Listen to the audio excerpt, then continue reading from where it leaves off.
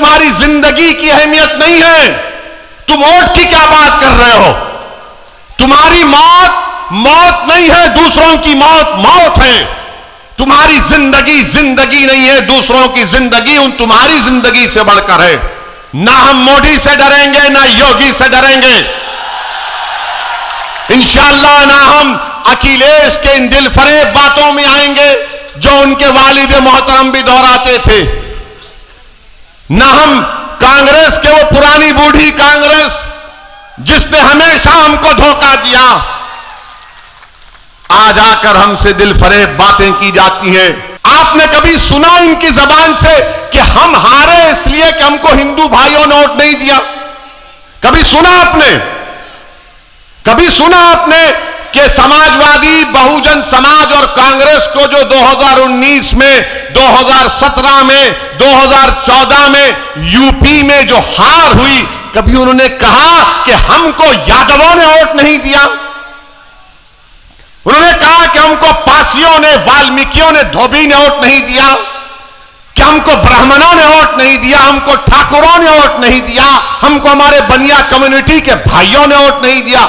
नहीं बोलेंगे। क्यों नहीं बोलेंगे? और जब मंजलिस इलेक्शन लड़ रही है, मुस्लिम वोट, मुस्लिम वोट, मुस्लिम वोट, ऐसा पड़े हैं जैसा कि तुम्हारे बाप का खजाना है मुस्लिम वोट। सब मिटने के लिए आए, जमीन की ग़िज़ा बनने के लिए आए। कोई यहां पर ज्यादा जिंदा नहीं रहेगा। ये तो अल्लाह को मालूम कि कौन कितनी हयात लेकर आया, मगर हर एक को मौत का मजा चखना है। मगर मेरे अजीज दोस्तों और बुजुर्गों, क्या जिंदगी आप कैसे गुजार रहे हैं? किस मकसद के लिए गुजार रहे हैं? कैसे आपका वक्त चला जा रहा है? कैसी आपकी जवानी को बर्बाद कर दिया जा रहा है? ये मजलिस इत्तेहादुल मुस्लिमीन आपके दरमियान में आकर यही इन बातों को रखती है ताकि आप में एक शऊर बेदार हो जाए।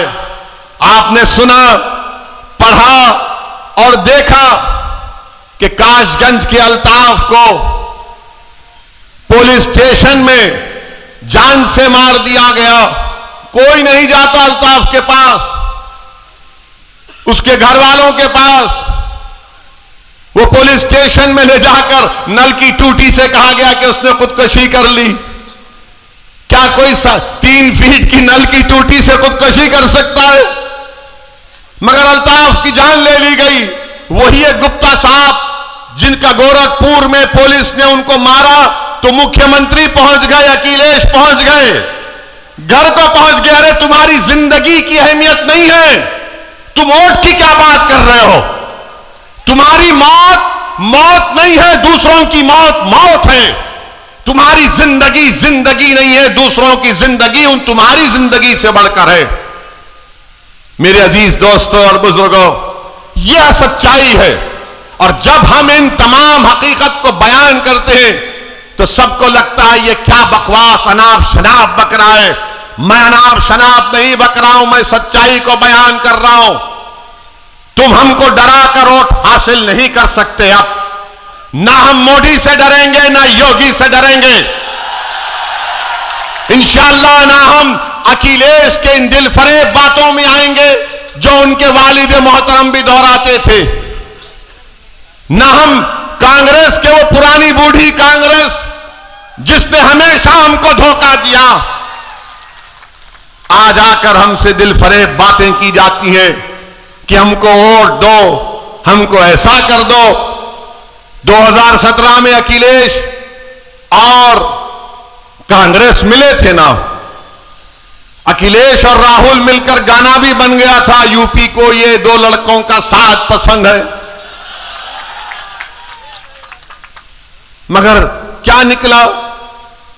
क्या निकला? 2019 में सपा बीएसपी मिल गए, मिलकर लड़े। 75% मुसलमानों ने वोट दिया। सीएसडीएस का डेटा बोलता है सिर्फ 15 लोकसभा की सीट जीते। कांग्रेस पार्टी यहां पर बरेली में दौड़ो, रनिंग करो, बोले भागो, मैराथन करो, मगर राहुल गांधी यहां से भागकर केरला चले गए। क्यों भागे? क्योंकि हार गए। जब राहुल गांधी हार गए, जब अखिलेश और बीएसपी हार गई,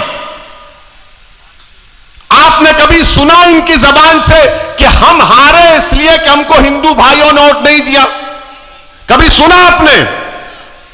कभी सुना आपने कि समाजवादी, बहुजन समाज और कांग्रेस को जो 2019 में, 2017 में, 2014 में यूपी में जो हार हुई, कभी उन्होंने कहा कि हमको यादवों ने वोट नहीं दिया?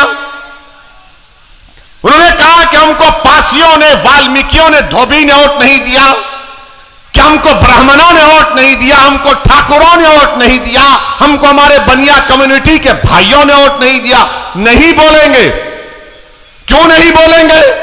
और जब मंजलिस इलेक्शन लड़ रही है, मुस्लिम वोट, मुस्लिम वोट, मुस्लिम वोट, ऐसा पढ़े हैं जैसा कि तुम्हारे बाप का खजाना है मुस्लिम वोट। क्या चुनाव में सिर्फ मुसलमान वोट डालता, दूसरे नहीं डालते? दूसरे नहीं डालते वोट? क्या हम ही वोट डालते? अब ये मीडिया के लोग कहां जा रहे हैं? अब आप कहां जा रहे हैं? अब के बार सिराते मुस्तकीम के रास्ते पे जा रहे हैं। अरे ये रास्ता कठिन है, बोले आका का गुलाम है, इसके रास्ते पर ही जाएगा। अब ये हमारे पीछे, जहां हमारा इंटरव्यू लेते, नहीं ये आप मुस्लिम वोट में सेंध डाल रहे हैं। हम कहते हैं कि आप डालो ना हिंदू वोट में सेंध, कौन रोक रहा आपको?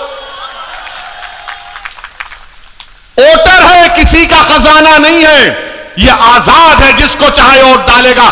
मगर ये पूरी तवज्जो मोदी की, योगी की, अखिलेश की, राहुल की, मायावती की, सब किस पर है? मुसलमान कहां जा रहा है? और इलेक्शन के बाद कोई पूछेगा नहीं आपको। ये 3 बंदरों की कहानी सुनी ना कभी आपने? 3 बंदर हैं, एक आंख बंद कर लेता, मुझे कोई मुसलमानों की बर्बादी नहीं देखना है।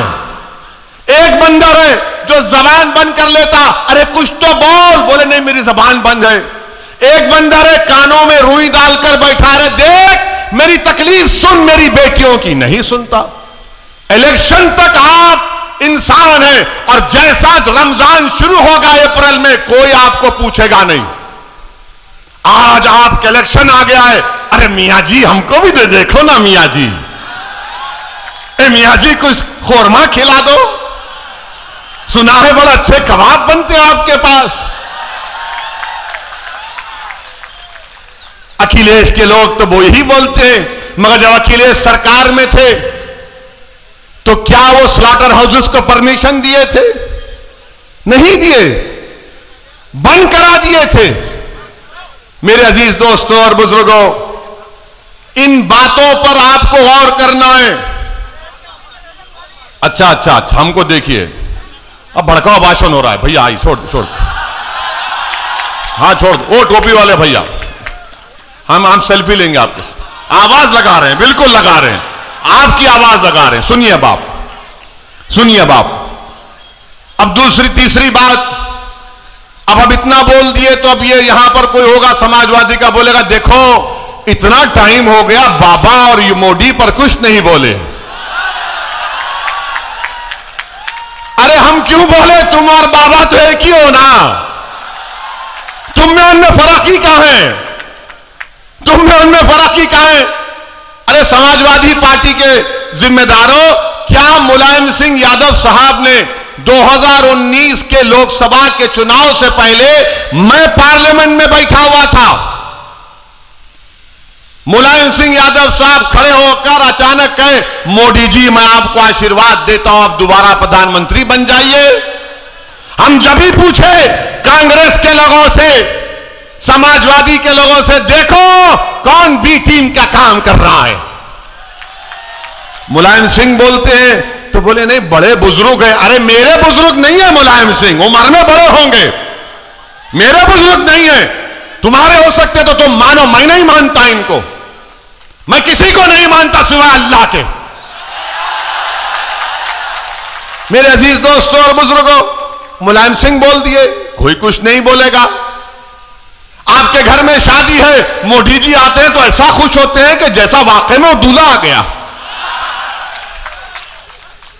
तस्वीर है और इनको फिक्र है ओवैसी की, ओवैसी की। अरे मुझ पर इल्जाम लगाने वालों, याद रखो मैं कोई नेक आदमी नहीं हूं। मैं खुला कह रहा हूं, मैं गुनाहगार हूं, मैं कताकार हूं, मैं सियाकार हूं और मुझ में क्या क्या कमजोरियां हैं वो मेरा रब जानता है। मगर असदुद्दीन ओवैसी को जब मैं 3 अहादीस बार बार पढ़ता हूं अल्लाह के रसूल सल्लल्लाहु अलैहि वसल्लम की, तो मुझे एक उम्मीद नजर आती है। पहली हदीस कि जब रसूलुल्लाह सल्लल्लाहु अलैहि वसल्लम ने फरमाया कि एक महिला थी, गुनाहगार थी, मगर जब उसने रास्ते में एक कुत्ते को देखा जो प्यासा था, वो गुनाहों में लुत्फुत थी, मगर उसने उस कुत्ते को अपने कपड़े पल्लो डालकर अपनी जूती से पानी निकालकर उस कुत्ते की प्यास बुझाई, तो आका सल्लल्लाहु अलैहि वसल्लम ने फरमाया कि वो जन्नत में जाएगी। दूसरी हदीस हजरत अनस रज़ी अल्लाह तआला अन्हु रिवायत करते हैं कि एक सहाबी ने आकर पूछा, या रसूलल्लाह सल्लल्लाहु अलैहि वसल्लम क़यामत कब आएगी? रहमतुल्लाह अलमीन कमली वाले ने पूछा, तूने उसके लिए क्या तैयारी की? तो कहा ज्यादा आमाल नहीं है, हसनात नहीं है, ज्यादा ज़कात सदकात नहीं है, मगर मैं आपसे बेइंतहा मोहब्बत करता हूं। तो आका ने फरमाया कि तू मेरे साथ होगा। असदुद्दीन ओवैसी के पास कुछ नहीं है, मगर एक दावा तो कर सकता हूं कि मैं रसूलुल्लाह सल्लल्लाहु अलैहि वसल्लम को बेपनाह चाहने वाला हूं। आज दुनिया में मुझे मोहब्बत मिले या ना मिले, मगर उस दिन तो मिलेगी इंशाअल्लाह ताला। और तीसरी हदीस जो मुझे याद आती है कि अल्लाह के रसूल सल्लल्लाहु अलैहि वसल्लम ने फरमाया कि हशर का मैदान होगा, तुम मुझ पर इल्जाम लगा रहे हो ना, तो तैयार हो जाओ उस दिन के लिए। मेरा ईमान है, मेरा फेथ है, आप ना मानते ना मानो। हशर का मैदान होगा, कमली वाले ने फरमाया कि मेरी उम्मत प्यासी होगी, मैं हौज़े कौसर के पास होऊंगा, मेरी उम्मत के अमाल तोले जाएंगे, कमी होगी पूरा करूंगा। पुले सिरात पर जिब्रील अमी अपने पर बिछाए बैठे होंगे और मैं अल्लाह से दुआ करूंगा, जैसा कि यहां के काशिक़ रसूल ने कहा कि रजा पुल से वज करते गुजरिए कि है रब्बे सल्लिम सदाए मोहम्मद। और हम तमाम को खुशखबरी दी गई कि तुम्हारे आमाल मुंह पर फेंक दिए जाएंगे, तुम मेरी शिफात से जन्नत में जाओगे। मुझे उस शिफात पर यकीन है। तुम क्या इल्जाम लगाते लगाओ, तुम मेरा जो हाल करते कर दो। अरे जब मैं इस दुनिया में आया हूं तो अल्लाह के हुक्म से आया हूं और जाऊंगा भी तो अल्लाह के हुक्म से। किसी जालिम की हरकत से अगर मेरी बका नहीं है तो यकीनन बका नहीं है, मगर उस जालिम की हरकत की वजह से नहीं, बल्कि रब्बे करीम ने हम तमाम का एक वक्त मुतयन कर दिया है, एक तमाम वक्त मुतयन कर दिया है। और हम पर इल्जाम लगाते हैं। डरो अल्लाह से। सिर्फ इतना ही कहना चाहूंगा तुमसे, तुम्हारे कोई इल्जामात की मुझे फिक्र नहीं है, मगर जिस तरह से ये बकवास कर रहे हैं इससे अंदाजा हो रहा है कि इनके पेट में दर्द नहीं, बल्कि इनको अब लग रहा है कि बाबा कुर्सी तो हमसे छीन ली जाएगी। इनको लग रहा है कि अब बहुत दूर इनको गुमनामी के वादियों में इंशाअल्लाह ये चले जाएंगे।